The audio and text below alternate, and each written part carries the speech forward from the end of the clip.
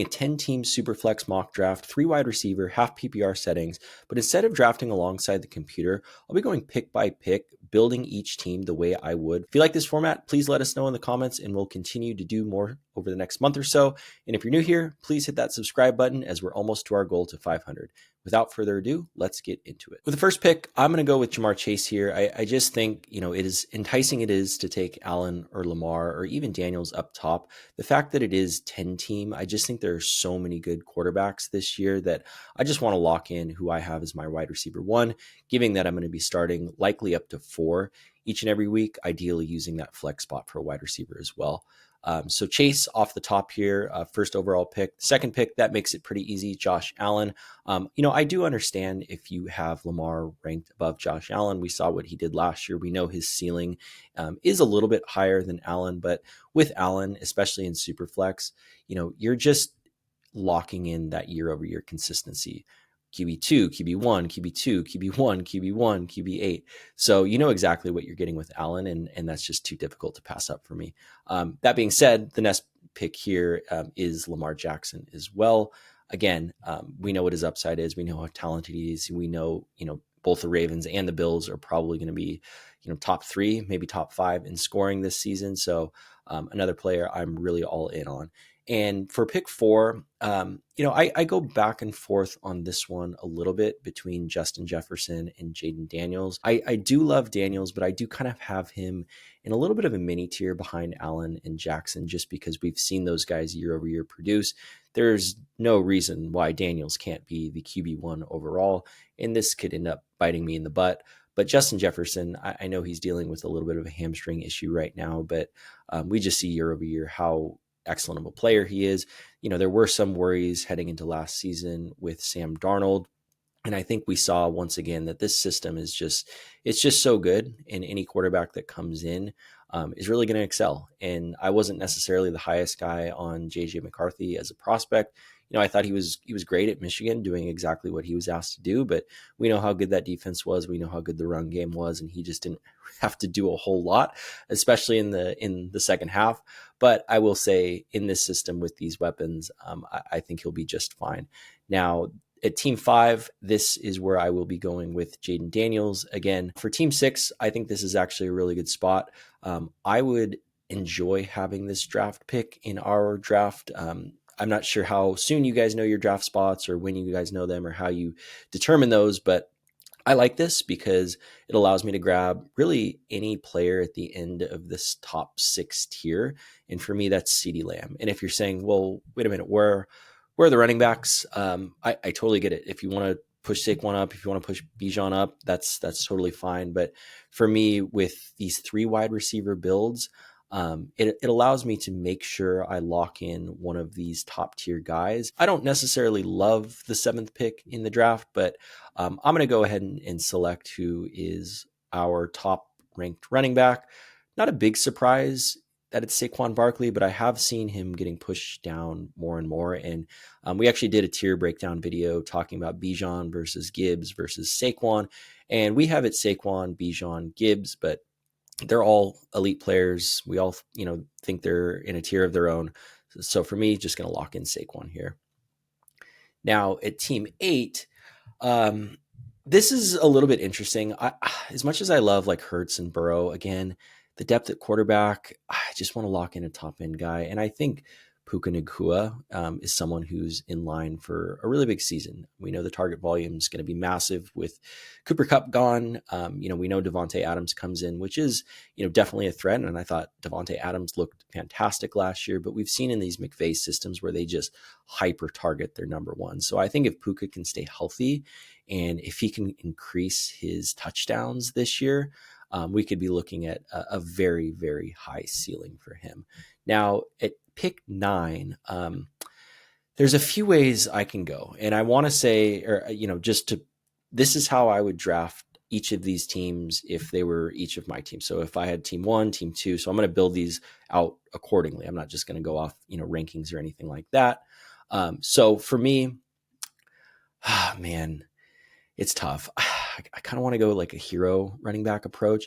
And the reason I want to do that, maybe with these next 2 picks, is the wide receivers available to me are still going to be in that top group of 11, and I can get a top echelon running back. So I will go Bijan here, and then I will round out the turn with Jahmyr Gibbs.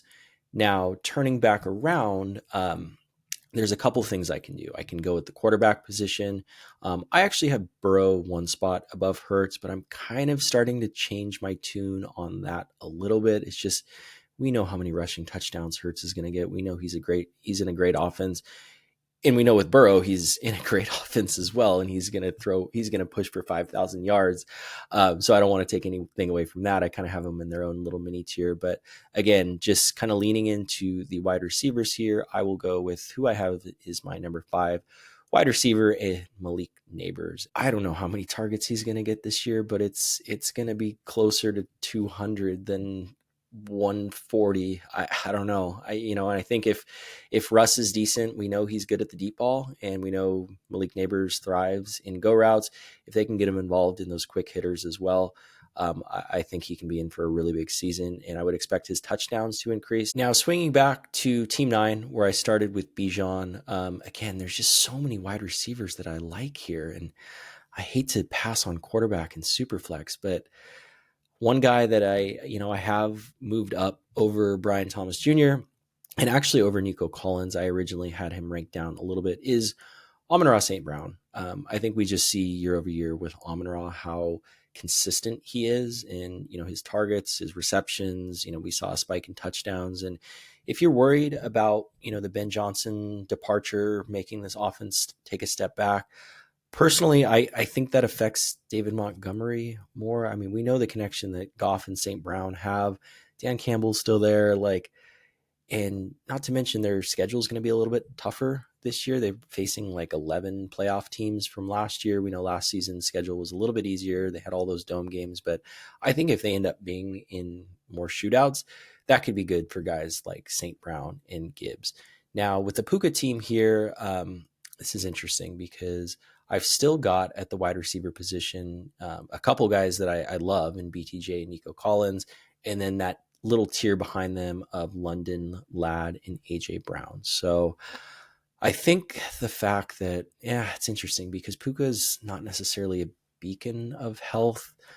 So maybe I'll lean wide receiver heavy for this team here, and I'll go BTJ. With my Saquon team here, very clearly, I want to lock in a wide receiver that I have, again, in my top 11. I am not leaving any draft this year without a top 11 wide receiver unless something crazy happens with the board. And the fact that I started with a running back, a player of Nico Collins' caliber and upside, is too good to pass up on. And now we just got news that, Joe Mixon is going to miss some serious time with a foot injury. And, that was kind of coming into camp. He was in a walking boot, and it was like, okay, they signed Nick Chubb, they drafted Woody Marks, but it's, you still think it's going to be Mixon, and now they're probably going to have to throw even more.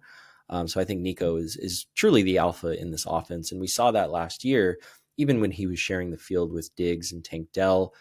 Diggs, obviously an excellent player over his career, and Tank Dell, someone that Stroud is not only best friends with, but had a good rapport with. And now you bring in, two rookies and two rookies who I really like, as well as Christian Kirk. I don't know if any of us are expecting Christian Kirk to play a full healthy season, but Nico's definitely going to be the guy. Now with the CeeDee Lamb team here, it's getting too long to pass on quarterback. So I'm going to take Joe Burrow here. I still have him ranked one spot above Jalen Hurts. Again, that could change. But for now, let's go ahead and lock in Burrow. Now for team 5, where I started with Jaden Daniels, it is something to be said about if you want to lock in Jalen Hurts too and just go double stud QB or robust QB or whatever you want to call it. That's an interesting option here. And as much as I want to grab a running or a wide receiver, there's just been so many running backs that I've just been clearly ignoring here. And I think with Christian McCaffrey, I have him as my RB4, and I get it, right? Like if you're out on McCaffrey, if you got burned by him last year, I totally understand. And if you're someone who plays in one league and it's a big money league, or it's a league you really care about, and you don't want to lose in your first couple rounds and you want to pass McCaffrey for someone safer, totally fine, totally understandable. But if you play in, 3, 4 leagues, whatever you might do, some best ball leagues as well, I definitely want some exposure to CMC just because we know what his ceiling is. And then moving over to team 4, where I took Jefferson in the first round, let's take a peek back at the quarterbacks. I think tying him to Jalen Hurts, again, is a great value in Superflex. And I will say, in your Superflex leagues, one thing that we do stress is look at the past year's draft results, right? So for our hometown league, this is probably pretty similar to how the board is going to fall, come when we draft in August. But if you're in the league where, 5, 6, 7 go in the first round, just sort of adjust accordingly, right, as you mock draft. And of course, if this was a 12-team league, Hurts and Burrow would be for sure gone in the first round. So just a little tangent on that. Just know your league settings. Now, moving over to the Lamar team. Again, I talked about how I definitely don't want to miss out on this last tier of wide receivers with London, Ladd, and AJ Brown. I have London as my top ranked guy in this trio. We did a breakdown of this tier specifically. I have it London, AJ Brown, Ladd, with the caveat being I have AJ Brown over London if he's my second wide receiver. I just think the contingent upside, should that team have to pass more, or if Devontae Smith misses time or Saquon misses time or the defense takes a step back, we know how solid and great of a player AJ Brown is if he got that volume. So for this team specifically, I will take Drake London here, and I really like that start with Lamar and London. Now with the Josh Allen team, take a peek back at the quarterbacks. We still see Genty, Henry, Achane, all 3 guys I really like. So there's 3 running backs that I really like here. And there's 2 wide receivers that I really like here as well. I can't stress enough, I don't want to leave any of these drafts with, not having a top 11 wide receiver. So for this pick, I will go with AJ Brown. And the reason too I went with Brown there is there are still 3 running backs that I really like. So I knew for a fact that one of those guys would make it back to me, versus had I taken my favorite of that trio. And, right now I don't necessarily have a true favorite. I have it Henry, Achane, Genty, but I understand if you want to go with the young guy in Genty in, the new system for Las Vegas, but I don't know. Henry is just, he's Derrick Henry, right? And that team's going to score a ton of points, and Achane's going to get a ton of work in the passing game. And we know how electric he is. So that's kind of the reason behind that. Now, swinging back around, I've got 2 picks here coming up. So I definitely will go with one of the running backs, and I will just go with my highest ranked player in Derrick Henry. And I will take a peek at the quarterbacks as well. So this is kind of the tier of quarterback where I'm just like, I don't know. I'm kind of just, I want to wait and be patient. Like, as great of a player Patrick Mahomes is, we've seen the ceiling. Like, I don't know. We've also just seen kind of like 2 hum years the last couple of years from a fantasy perspective. So I think I'm just going to wait. And if you look at like Fantasy Pros rankings, the difference between QB6 is Mahomes, and it's like QB 17 is like Jordan Love. And it's like, okay, like, Jordan Love was injured last year and he wasn't himself. He didn't run much. The offense shifted to run heavy, but I don't know, that team does not really have a great defense heading into this year, and he's going to be back healthy. And they just drafted a 1st-round wide receiver, and he's a year removed from being the QB5 in fantasy. So the point I'm making is there's just too much value there. So I could here double tap at running back between Genty and Achane, or I can look at the wide receivers, Ladd McConkey, and then at tight end, it's probably the range in Superflex where you're going to start seeing Brock Bowers. Now, maybe you're going to see him higher, but the fact that there's 5 quarterbacks off the board, it kind of skews things and makes the draft board look a little bit funky at sometimes. But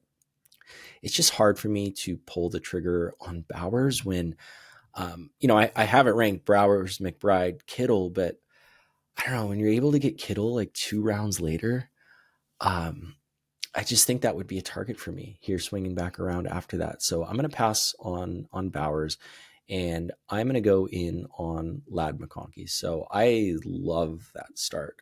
Chase, Henry, Ladd. I talked about, the reason I passed on quarterbacks there. So so far that's a really good build. So for team 2, pretty easy decision for me here, going with Devon Achane. I don't have a running back yet. He's someone who has the upside. You could say RB1 overall, right? Like, he could catch 90 passes this year. We know what his splits were, or I'm sorry, we know how good he was with Tua last year. So if both stay healthy, and now Jonnu Smith's gone, like, sky's the limit for this guy. So I'll go ahead and lock in Achane. And then again, next pick, pretty easy. I'm just going to take Ashton Genty because I don't have a running back, and I do think it is a tier break after that. Now for team 4, starting Jefferson and Hurts, I think this is probably where I would go in on Brock Bowers. The tier gap between like number 11 wide receiver and number 12, like, we don't really know. There's no real consensus of who the number 12 wide receiver is right now. You're seeing Tyreek Hill get pushed up. T. Higgins is number 12 sometimes. Rashee Rice was in there before, what will probably be a suspension. So there's just a little bit of uncertainty. And with Bowers, we know we're getting an absolute stud, and the positional advantage that he provides, maybe not over these other two guys, but probably the rest of the league after that. Now for team 5, as much as I like Jaden Daniels and Christian McCaffrey's sky high upside, I am in a little bit of a pinch, right, at the wide receiver position, because it's, again, that 12th ranked wide receiver where I don't know who it is. Do you know who it is? Like, I think it's going to be in flux throughout the next month. So it's hard for me to pull the trigger on what I believe to be a very big tier. Now at the running back position, I could go robust RB and just kind of wait at wide receiver. I don't like doing that in 3 wide receiver formats. Now you can hit late on guys like last year with Ladd McConkey and Brian Thomas Jr. and just have an absolutely loaded roster. So maybe what I'll do is I will kind of bank on just being able to find some wide receiver value late, and I will take my top ranked running back in Jonathan Taylor. So this team right here, team 5, it's risky, right? Like, Jaden Daniels, as great as he was, what if he has a sophomore slump? He's not the biggest guy in the world. We know he, ran a little bit reckless at LSU and, sometimes in the pros too. And that is cause for potential injury concern. We know the injury concerns with McCaffrey and with JT, but we're looking at, 3 absolute studs if they're on their A game. Now for team 6, CeeDee Lamb, Joe Burrow, so I can go in a couple different directions here. Probably do want to lock in a running back. I still have in this tier, I have Jonathan Taylor and Josh Jacobs in kind of their own little mini tier before the Chase Brown, Kyron Williams, and Bucky tier. So I always like getting the last player in a tier, so I will lock in Josh Jacobs here. Now for team 7, I know I'm kind of pushing off quarterback here, but man, it's just so deep. It's so deep. And with the Saquon Nico start, that's interesting. That is interesting. Somebody who I currently have him as my wide receiver 12. I don't love it because he's also always missing games, it seems like, but on a points per game basis on an elite offense, T. Higgins is just, we know what kind of player he is. Now, team 8, I went pretty heavy on wide receiver, which is actually something that I'm considering doing if I do have the 8th pick this year in our home league, just because you look at Puka and BTJ and it's like, oh man, that's a tough duo to beat. So at wide receiver, again, a lot of guys here. There is one name on there that I will talk about.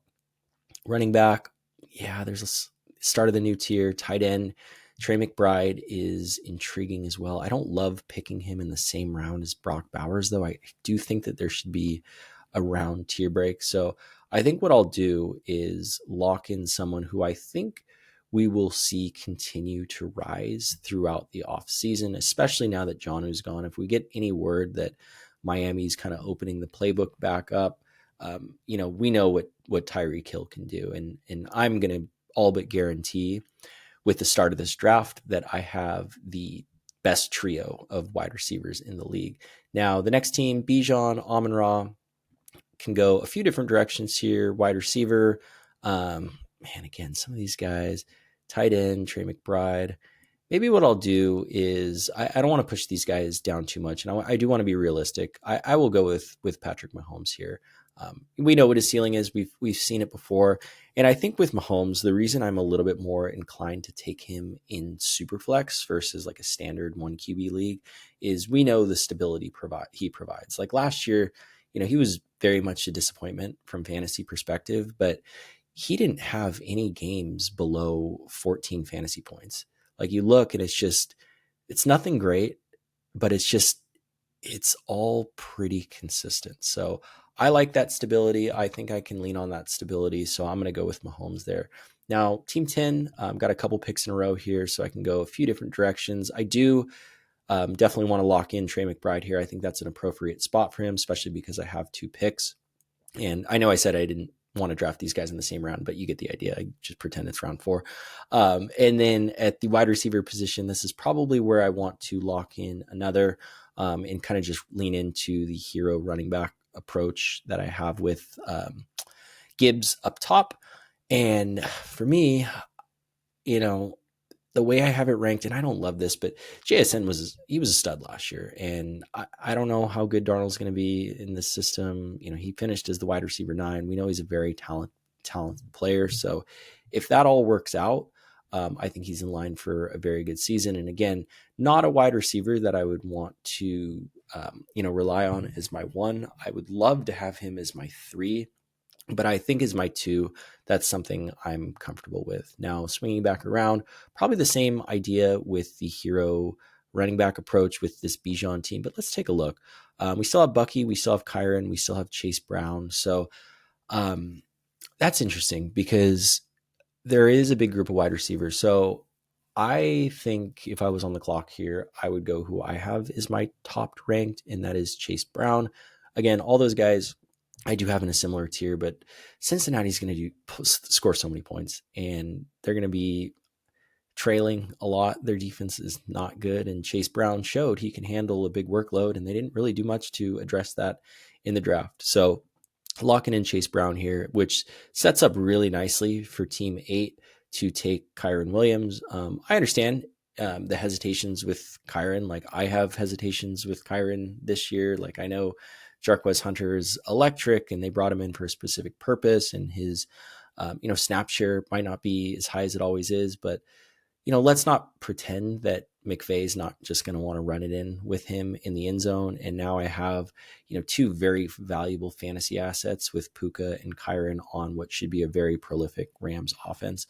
I don't typically like to do that, but when it is, a great offense, like for example, you're talking about pairing Lamar with Derrick Henry and you're getting all the touchdowns on the Ravens, or Puka and Kyron, I think that's when I'm more okay going a little bit more all in on. Now, the next team, Saquon, Nico, T. Higgins, probably around the time where we would see the next quarterback fall off the board. However, I think the pick here, most likely what I would do would be to go with Bucky Irving. Bucky was great last year, right? Like Bucky was awesome. So I think, having Saquon and Bucky tied together as well as Nico and T. Higgins allows for a very strong start to this draft. Now with Team 6, really like the start with CD, Burrow, and Jacobs. So can go in a couple different directions. Not going to double tap at quarterback. Talked about a lot of the guys I like. I would probably be more inclined to draft a wide receiver here. And so for me, I'm a little bit hesitant on Garrett Wilson this year. I think Marv is probably too high.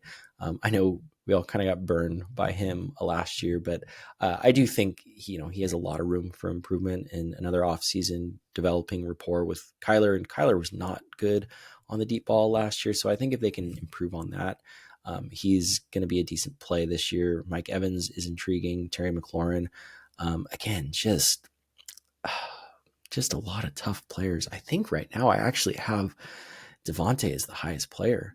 So I'll go with that. I will pick Devontae Adams here. I don't love the pick. I don't feel super strongly about that, but he was awesome last year. We know he's old, but he still looked like an absolute superstar. And with Team 5, it is time to draft a wide receiver. I get you want to wait, things like that. But, in this position, I think we should go with, a solid player on a very solid team. But as much as I want to pick McLaurin and stack him with Jaden Daniels, that is risky. I don't necessarily love stacking guys this early. I'm fine stacking late, like if you have, you know, I don't know, CJ Stroud and you want to pair him with Jaden Higgins late and, hopefully that clicks, things like that. But again, this is kind of the upside team with CMC on the roster and Jonathan Taylor and Jaden Daniels. So why don't we just kind of go for broke with this one and take Terry McLaurin? Now, team four, I've got a mix of everything minus the running back position, so don't want to necessarily get left out there. Someone who I have ranked the highest right now is James Cook. However, with the Najee Harris injury news, like we don't exactly know what that's going to look like. So if he's continuing to miss time at practice and Hampton's getting those first team reps, I think he's going to be in for a solid season because initially my thought was, okay, Najee's going to be annoying, especially for the first half of the year. And then Hampton's going to be too good to keep off the field, or maybe it takes an injury, but Najee doesn't really get injured. But that's kind of a similar trend to what we saw with Jahmyr Gibbs his first year. And I think Hampton by the end of the year can be a league winner. But with James Cook, I know people are fading him this year, but I don't know. It's just back-to-back seasons where he did it two different ways. He was RB12 in 2023. He was RB8 in 2024. And everyone's talking about, hey, he can never repeat 18 touchdowns. And sure, I'm not saying he's going to repeat 18 touchdowns, but look at the year before when he finished as the RB12 and he scored 6 touchdowns and he was more involved in the passing game. So my mindset is, that's maybe going to meet somewhere in the middle. So I'm still drafting a lot of James Cook. Obviously, we're going to be following the contract situation very closely, but he doesn't necessarily have the leverage that someone like, Terry McLaurin does. Now, I know Ray Davis is kind of like the darling of the offseason, and he's solid in his own right, but the Bills are going to score a lot of points with or without Cook. Not as many as they would with Cook, but I think we will see him get on the field pretty shortly. Now, team 3, starting Lamar, London, and Genty, really like that team so far. And I think this is probably where I will go in on Mike Evans here. Again, all we do is make up reasons to fade this guy. And I know Emeka Ibuka is going to be a stud, but we're going to look at ranking sets week 1, and Mike Evans is going to be top 15, and he's either going to score 2 touchdowns on 100 yards or he's going to put up like 3 for 45. And that's kind of the Mike Evans experience, but his weekly upside. And, everyone knows when you're playing against Mike Evans in any given week, you're like, oh my gosh, please do I don't go off. Like, do I have to be facing Mike Evans? So I do think that adds a little bit, a psychological advantage in fantasy, which I think is probably pretty dumb to say, but you get the idea. And then team 2 with Allen, AJ Brown, and Devon Achane. Really like that start as well. My gosh. I think that's where we go in on Marion Hampton for all the reasons that we just talked about. And team 1, it's definitely time for a quarterback. I do have Baker Mayfield as my highest rated quarterback or ranked quarterback here. We've seen it just back-to-back years. I think Baker's good now, and they add an additional weapon. We'll see, how healthy Godwin comes back. But I think the fact that you have Ibuka and McMillan, I think they can be patient with him. And this is a team that has, playoff aspirations is kind of at minimum. So I don't think they're necessarily going to need him to be rushed back, but Baker's in for hopefully another very solid year. So that's it. That's how, I see the first 4 rounds of 10-team, 3 wide receiver, half PPR, Superflex leagues going. I would probably grab Kittle here at the 5-1 for what it's worth. I think he's in for a monster season with the departure of Deebo Samuel. Ayuk's probably going to start on PUP. Jennings wants a new contract, and Pearsall is dealing with a hamstring as well. So he's going to be an absolute monster. But again, hopefully this was helpful. This was a new exercise. We hadn't done this before. So let us know in the comments if you like it. I know it does run a little bit long, but I just wanted to make sure that I was able to showcase how I would draft these teams versus just kind of relying on the computer, which can be a little bit funky sometimes. So thank you guys so much for watching, and we'll see you in the next one.